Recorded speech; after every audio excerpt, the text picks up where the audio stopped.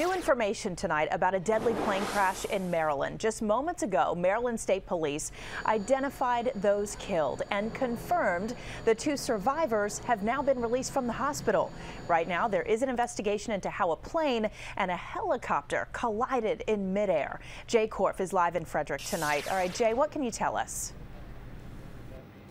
Allison, both aircraft remain here on the scene and will be here overnight as the NTSB continues to investigate. The plane is just behind me. The helicopter wreckage is about a quarter mile the other way. Just announced.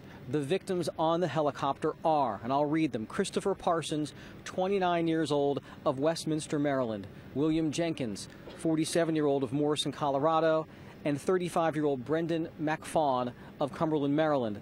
The survivors on the plane, who amazingly are out of the hospital and home tonight: Scott Graves, 55 years old, of Brookville, Maryland, and 75-year-old Gilbert Porter of Sandy Spring, Maryland. It is not a hot air balloon. It is an aircraft with a parachute.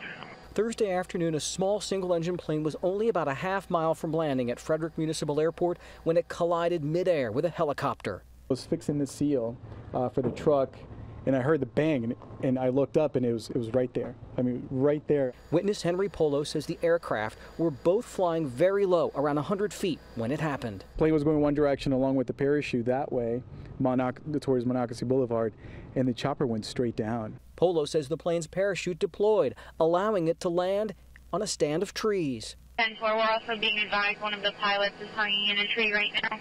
State police say the 2 men in the plane walked away from the crash, one uninjured, the other with just a laceration.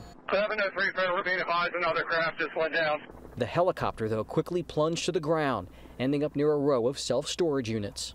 What Polo couldn't believe was what he saw inside the helicopter seconds after the midair collision. They were still alive because I could see their faces. They were grabbing onto whatever they could. I guess that the window portion of this side of the chopper. 3 people were found dead at the helicopter crash site. The FAA says that aircraft was involved in a training exercise when it went down.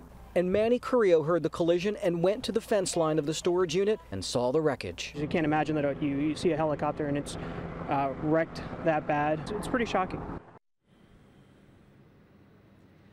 The cause of the crash, of course, remains under investigation, but I can tell you the lead investigator for the National Transportation Safety Board told me tonight that plane's parachute sure did its job. Live in Frederick, Jay Korf, ABC 7 News. All right, Jay, thank you. And stay with ABC 7 and WJLA.com for updates on this developing news. And Good Morning Washington begins tomorrow at 4:30 a.m.